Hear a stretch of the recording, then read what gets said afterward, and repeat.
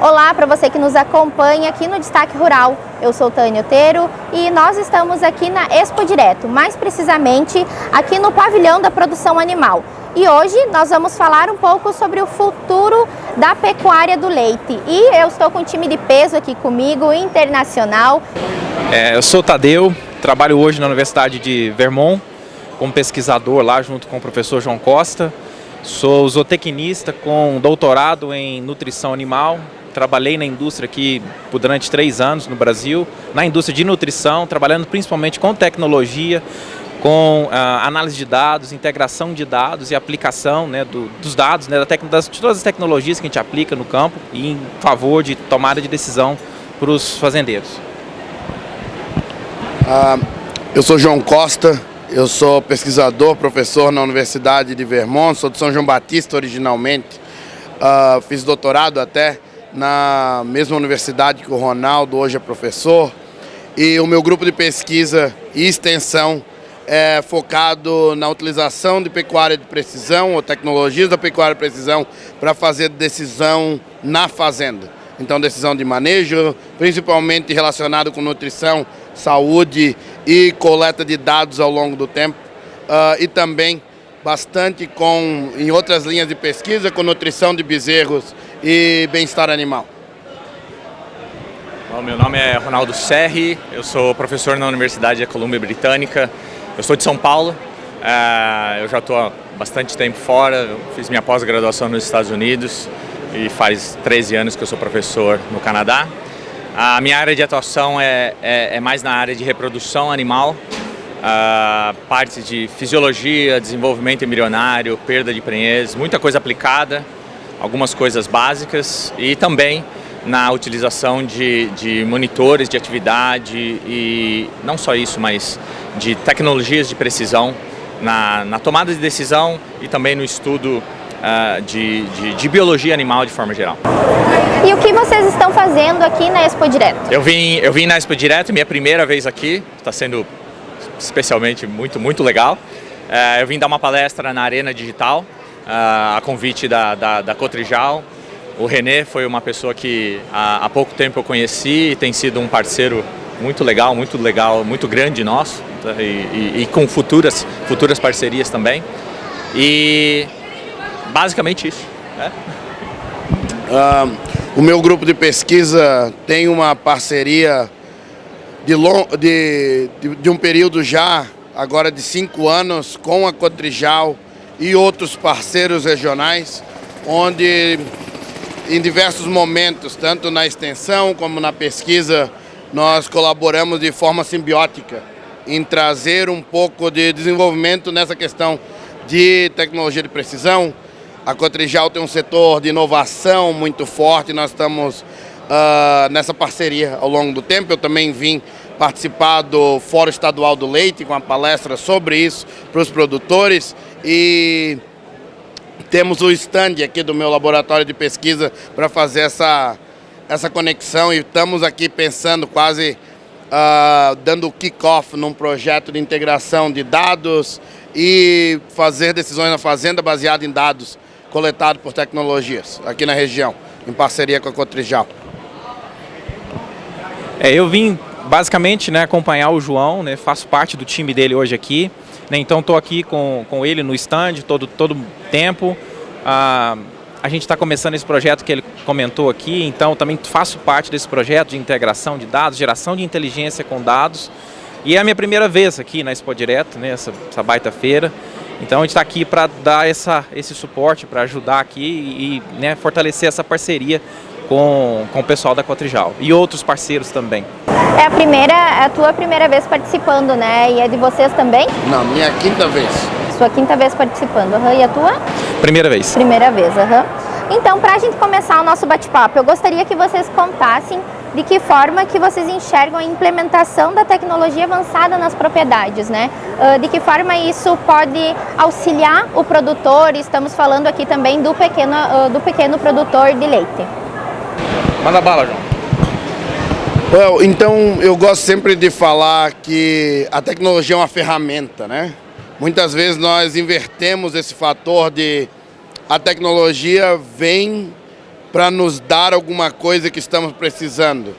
E eu creio que a ideia é o contrário, né? Que a tecnologia vem para resolver alguma coisa que necessitamos. Então o problema tem que ser identificado primeiro, né? E aí procurar a ferramenta, com isso a solução. Opções de tecnologia hoje de pecuária de precisão nem dá de acompanhar, né? De tão rápido que vem. O Brasil tem um pouco menos de opções comerciais, mas todo dia aqui esse pavilhão mostra bem isso, né? Tecnologias nacionais, internacionais, trazendo opções para todos os produtores pequenos, médios e grandes. E ao longo do tempo eu acho que está ficando cada vez mais comum, né? Até eu brinco muito em algumas das minhas palestras, como o WhatsApp como exemplo, né? Hoje praticamente não tem como fazer negócios no Brasil se não tiver o WhatsApp. E se pensar aí 10, 15 anos, que numa ideia de continuidade de negócios é nada, né? Metade de uma geração foi de não existir a ser fundamental, peça fundamental do negócio, de 90% dos negócios hoje, que é o WhatsApp. E a tecnologia na pecuária de leite está nesse caminho, né? Nós ainda não estamos no momento que é fundamental para todos, mas é quase que seria muito fora da expectativa, que daqui a 10, 15 anos ela não estaria integrada na maioria das propriedades. E quando a gente fala integrada, não quer dizer que a fazenda vai ser toda digital, vai ser 10 tecnologias, isso, mas todos os processos que no Brasil principalmente são fazendas muito heterogêneas, em algum desses processos de negócio vai ter uma tecnologia embutida. E mais do que isso, eu acho que principalmente aqui nós temos 2 exemplos de grupos de pesquisas que nem estamos tão interessados no desenvolvimento de tecnologia, mas como fazer decisão de manejo na fazenda baseado nesses dados. Então esses dados que são produzidos praticamente continuadamente, eles devem ser usados para fazer de forma operacional, tática, estratégica, decisões que mudam a eficiência da produção, esperamos positivamente. A maneira como hoje se fala em tecnologia, e aí nesse caso mais especificamente em tecnologias de precisão, ela acaba sendo de certa maneira a bola da vez. Toda hora tem um grupo de tecnologias e dessa vez a eletrônica eu acho que é a que vem. Você pode ter, atrás da gente tem um stand de uma empresa robótica, você tem uma série de outras empresas ao redor. A Calmed, por exemplo, é um exemplo nacional, aliás, que deve gerar muito orgulho para o Rio Grande do Sul, mas que é também um exemplo de que tá no campo, tá lá, não é o futuro, é o presente. Eu acho que parte da adoção, e eu não vou repetir, o João falou certinho várias dessas coisas que estão acontecendo no Brasil, mas eu acho que parte da nossa função é não só começar a participar, talvez do que a gente às vezes chama desse segundo estágio, de otimizar as coisas. Otimizar, acho que num primeiro momento você tem que adotar, e aí você tem toda uma utilização que às vezes ela obviamente ela tem que ser boa para ser utilizada, mas ela é talvez não otimizada. E depois você começa a ter a necessidade de uma análise talvez um pouco mais detalhada dos dados, você começar a ter processos de decisão mais simples. A gente comentou nessa semana muito sobre a simplicidade, apesar de serem tecnologias super sofisticadas, no final das contas, a adoção tem que ser simples. O João, na palestra dele, ele, por exemplo, comentou sobre, de novo, a gente fala de robótica, de ultrassom, de sensores, mas às vezes uma balança, ela é uma tecnologia. No caso daqui, uma balança de meio corpo, que ela ainda é mais fácil de ser utilizada e gera inúmeros dados, às vezes muito mais úteis do que algo muito complicado. Então eu acho que a gente vem para... E isso não acontece só no Brasil, talvez, sabe, quando você vê num cenário mundial, você sempre pensa nessa adoção de tecnologia, talvez comece no norte da Europa, vai para a Califórnia, vai para o resto dos Estados Unidos, chega aqui. Esse ciclo ele é muito comum. Então, às vezes o pessoal de lá está um pouco mais para frente, mas não é algo de outro mundo. Tem muita coisa que precisa ser desenvolvida lá e aqui, e eu acho que a parte da nossa função é essa. Eu acho que é isso que foi comentado aqui, né, chave, principalmente a questão da simplicidade, né? E o produtor ele não pode ter medo da tecnologia, né? Então, e assim, a gente encontra vários tipos diferentes, como o João comentou, então cada uma vai ajudar ele em algum ponto, né? Então ele não pode ter medo, ele tem que procurar a tecnologia e entender quais, né, como essas tecnologias podem auxiliar ele no dia a dia, nas tomadas de decisão que ele toma. Então, é basicamente isso, né? Não ter medo da tecnologia, verificar, né? Buscar pessoas, né? Nós trabalhamos nessa área, né? E a gente está sempre aqui, a gente está sempre treinando técnicos, treinando outras pessoas, levando esse conhecimento para frente. E isso a gente entende que vai ajudar, né, a expandir isso, a levar essas tecnologias para os produtores, né? Tu comentou agora, né, do produtor não ter medo, né, de conhecer novas tecnologias, assim. Aqui no Brasil, os produtores de leite, eles sofrem muito com a questão dos valores, né, da desvalorização do preço do leite. E falando não só aqui no Brasil, mas mundialmente, né, que vocês têm conhecimento, de que forma que as tecnologias elas vêm para auxiliar no hoje e também no futuro desses produtores, né? De que forma que eles podem implementar nas suas fazendas e aí nas suas propriedades. A questão né, você fala muito do preço, né, do leite, né? E isso é uma coisa meio que global, né? Todo mundo sofre com isso.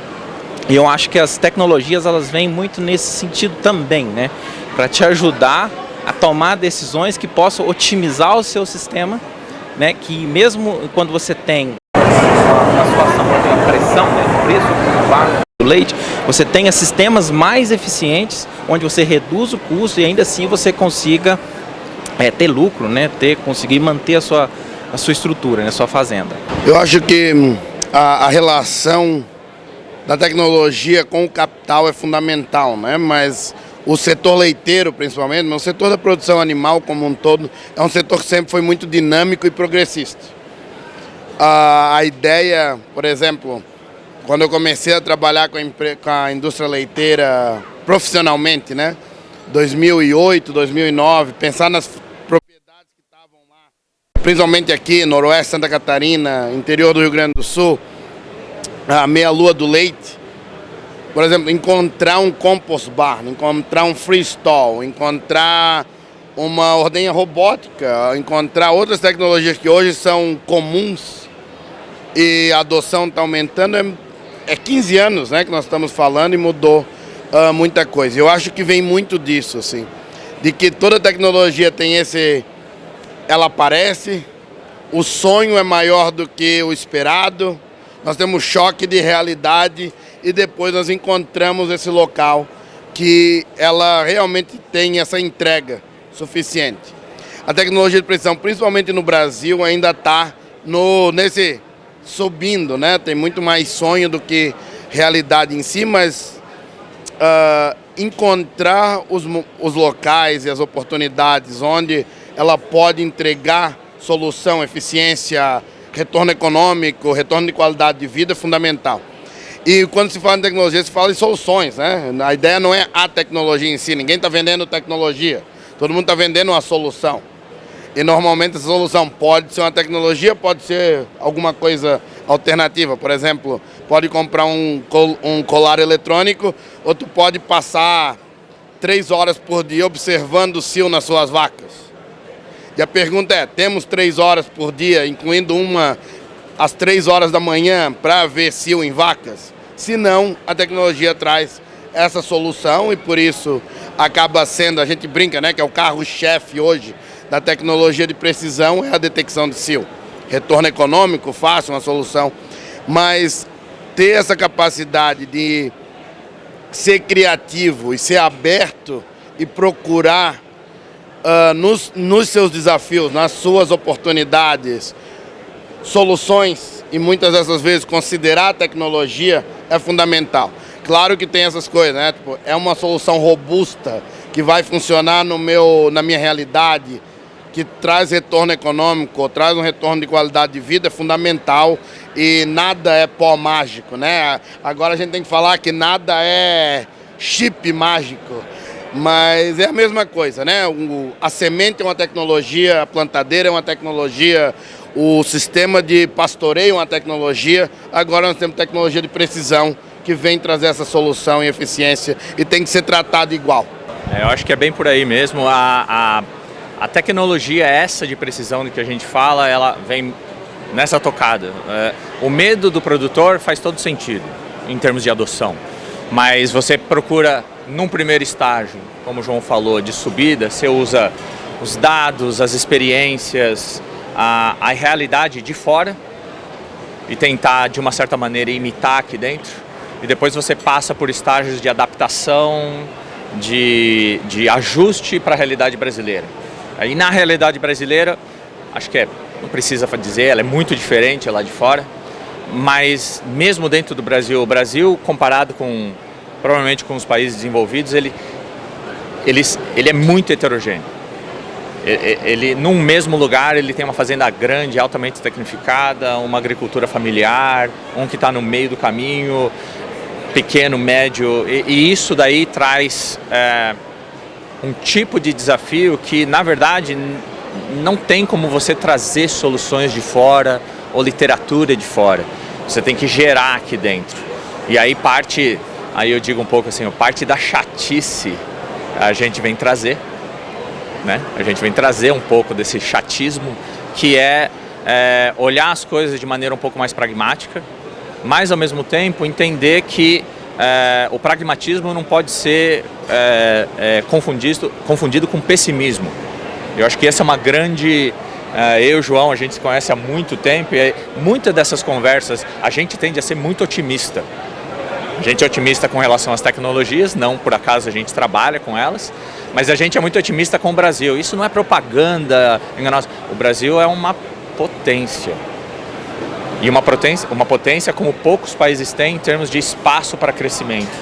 Então, eu acho que a adoção dessas soluções, acho que quando você vai para fora, você vê o quanto o brasileiro também é criativo, ele tenta encontrar, mesmo muitas vezes a gente chama dessa selva, que acaba sendo o Brasil de diversas maneiras, mas eu acho que faz sentido. O Brasil também, em termos de adoção de tecnologia, tem um perfil econômico muito diferente, um perfil macroeconômico diferente. Se você pensar em juros, o quanto o produtor precisa ralar para conseguir um empréstimo e como esse endividamento rola, isso faz toda a diferença, sabe? São coisas macro, então essa adoção, que o João falou que demora aí 10, 15 anos, ela realmente, para ela consolidar, ela demora um pouco disso. E eu acho que a outra coisa uma vez adotado no Brasil, é muito comum que seja adotado em bolsas, porque ele acaba sendo mais adaptado para determinadas realidades, e aí uma hora você chega num denominador comum. Vai ser por ali mesmo, algumas dessas soluções vão ficar, outras vão ser descontinuadas, mas o medo, de modo geral, ele é justificado, mas não deve ser visto como algo pessimista. Acho que nós estamos no caminho. Tu comentou, né, Ronaldo, um pouco do Brasil, como ele é visto lá fora. Eu gostaria que você se aprofundasse em mais um pouco de falar como a pecuária do leite ela é vista, né, fora do Brasil. Olha, como eu disse para você, talvez de várias... Vamos comparar o Brasil, por exemplo, a agricultura e a pecuária. Acho que a agricultura ela está mais à frente. Mais à frente no sentido de... Ela é mais... vamos supor... Vamos pensar, ela é mais homogênea quando você compara, por exemplo, vamos supor soja, milho, as duas maiores culturas do Brasil. Ela é altamente guiada para exportação, ela já tem produtores muito grandes com adoção extrema de tecnologia. O Brasil, né, por exemplo, na produção desses grãos, ela não fica devendo zero para nenhum lugar do mundo, sabe? É uma potência mesmo. Quando você olha listas e você aí estende para outras culturas, cana, açúcar, cana, café, laranja, algodão, o que for. O Brasil, ele está sempre entre os 5 maiores exportadores ou produtores do mundo em 10 culturas, das maiores commodities que existem. Frango e porco, nessa tocada já também faz tempo. O corte agora deu uma guinada muito grande, sabe? A adoção de tecnologia no gado de corte foi muito grande nos últimos 10, 15 anos. E eu acho que o leite também. Mas o leite ainda não é. O Brasil é um importador de leite. E isso muda um pouco o cenário. Então, pelo leite, e aí eu acho que em defesa do leite, de todas as culturas, na minha opinião, o leite é a mais complicada delas. É que exige maior tecnificação, é que exige maior adoção de tecnologias. Você tem um produto perecível coletado todos os dias, que precisa ser refrigerado e retirado dessa fazenda. Não existe outro tipo de atividade que é nesse nível de detalhe. Então, mas o Brasil, mesmo na pecuária de leite, ele é visto sempre lá fora. O Brasil lá fora, na agricultura, e isso inclui a pecuária, ele é visto como uma potência. Existe muito respeito pelo Brasil lá fora. O gado de leite, eu acho que ele está ele é visto menos como um país inteiro, porque ele é muito heterogêneo, mas ele é visto com muita admiração por exemplos isolados. Você tem bacias perfeitas, assim, bacias muito boas leiteiras no Brasil, como a de Castro, por exemplo. Em Minas existem várias, no sul do país também, no Rio Grande do Sul também. Mas é visto mais como exemplos de dar certo e que mostra o potencial do Brasil. Mas ele não é visto ainda como uma potência que hoje, por exemplo, o soja e o milho é visto. Tá? Então, respeito, mas provavelmente um dos que mais tem espaço de crescimento. E adicionando, eu acho que a pecuária de leite do Brasil, por ter esse foco doméstico, tem pouco contato com o mercado exterior, né? Com o mercado commodity leite. O leite do Brasil hoje o leite é commodity, né? Porque está indexado, mas o leite do Brasil é menos commodity que muitos outros países ao redor do mundo pela falta de exportação. O Brasil veio aí em 30 anos tentando chegar no seu momento de pelo menos subsistência, que a produção é igual ao consumo, e agora eu acho que os próximos 20, 30 anos, a próxima geração vai necessitar se encontrar como país, como produção, fazer decisões, né? Nós vamos entrar no mercado exterior, não vamos criar eficiência, não vamos. E eu acho que a grande coisa que é visto hoje do leite no Brasil é a heterogeneidade, né? Então o leite brasileiro tem, como o Ronaldo falou, algumas bacias leiteiras ou até produtores em si que estão na cabeceira do mundo, ou na prateleira de cima do mundo, mas também tem diversos locais que estão se encontrando. E só adicionar que o Brasil precisa e eu acho que o compost barn, o pastoreio rotativo, são tecnologias bem adaptadas ao Brasil, são bem abrasileiradas, mas o Brasil tem que se adaptar como pecuária leiteira tropical, né? Então acho que outros países que têm essa diferenciação macroclimática, como a Nova Zelândia, o Chile, a Irlanda, que se encontraram, ou até Israel, se encontraram como tecnologia própria. O Brasil, acho que o próximo passo, principalmente não só de tecnologia de precisão, mas tecnologia produtivas, vai ser isso. É bem interessante isso que vocês comentaram, principalmente isso que o João comentou agora no fim. E aí eu queria levantar só uma outra questão, né? Eu não estou fora do Brasil tanto tempo quanto eles, mas então o que vocês estão falando aqui é que a gente não pode tomar sempre o que a gente enxerga lá fora como uma referência tecnológica, que a gente pode e tem condições de produzir muita tecnologia aqui dentro, adaptar para as nossas condições? Sem dúvida. Não, eu acho que não é nem que nós temos, não é nem que temos as condições, é que nós devemos. E eu acho que foi isso, né, que aconteceu no soja, foi isso que aconteceu no gado de corte, que hoje está quase clusterizado e aconteceu no suíno, aconteceu nas aves e vai acontecer no leite. É meio que óbvio, né? Assim, vai ser muito fora da curva se isso não acontecer. E agora já expandindo um pouco, e na tecnologia de precisão, isso está acontecendo, né? Se nós pegar exemplos, por exemplo, da Calmed no Brasil, ela é diferente. Porque ela foi criada aqui com soluções do Brasil. E não estou dizendo que isso faz ela melhor ou pior do que outras, mas ela é uma tecnologia que foi criada para algumas realidades do Brasil. A Volutec, por exemplo, também Uma realidade que hoje nos Estados Unidos não teria uma relação com o setor produtivo medir tanque de leite, tanque de expansão de leite.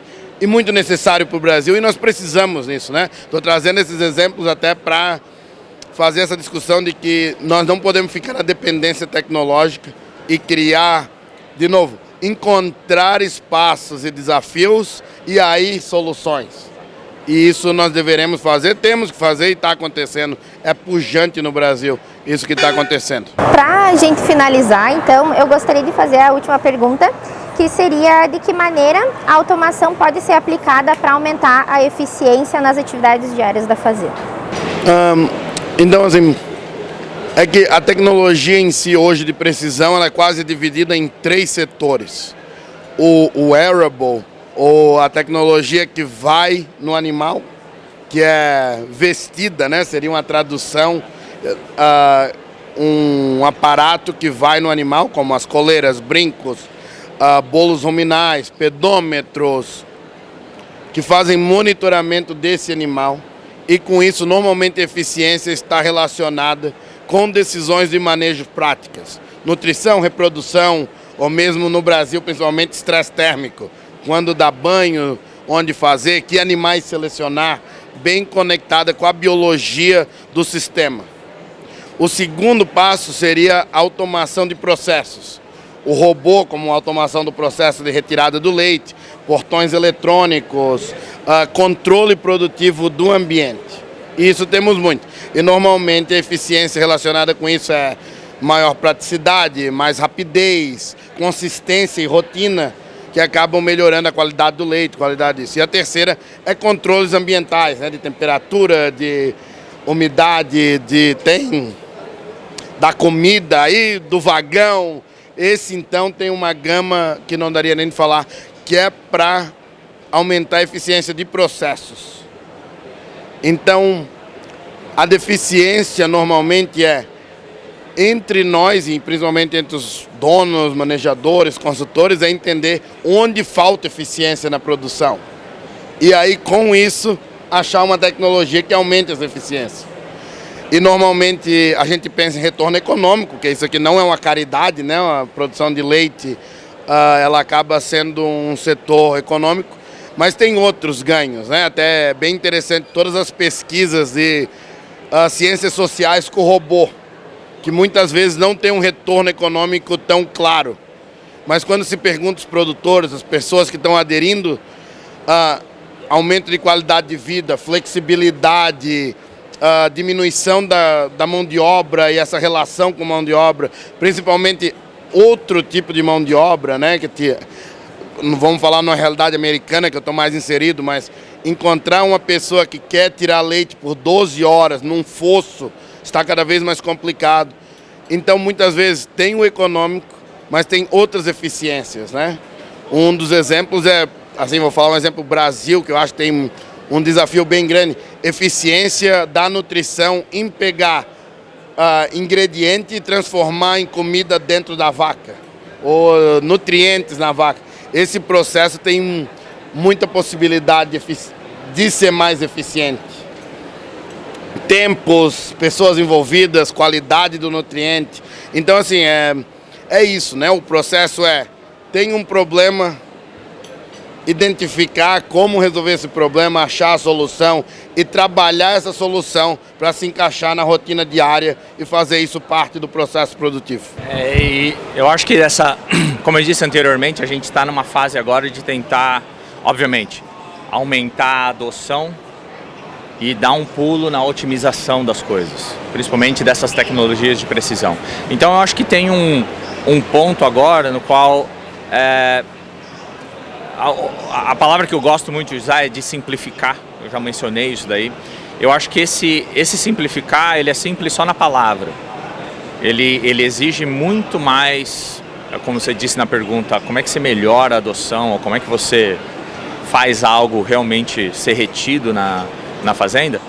Essa parte desse ajuste, ele vai exigir uma parte em relação não só a quem usa, no caso dos produtores, porque os produtores vêm com uma expectativa muito alta em relação a algumas dessas tecnologias, e você tem que dar uma...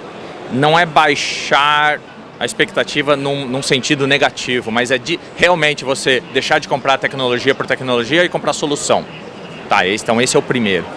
O segundo vem de fato também das companhias.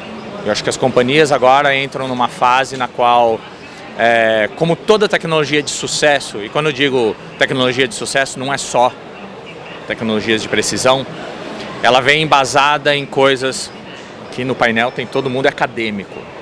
A gente faz muita coisa aplicada, prática, mas de modo geral nós temos aquela cabeça meio de tentar provar de verdade os pontos. E eu acho que assim, nessa semana, na arena digital, no fórum, nas conversas que a gente tem durante o dia, as possibilidades são tão grandes e eu acho que já existem coisas, a expressão que a gente usa em inglês é low hanging fruit, ou seja, coisas que estão fáceis, porque eu acho que tem muita coisa legal de adoção relativamente fácil, mas que está aí.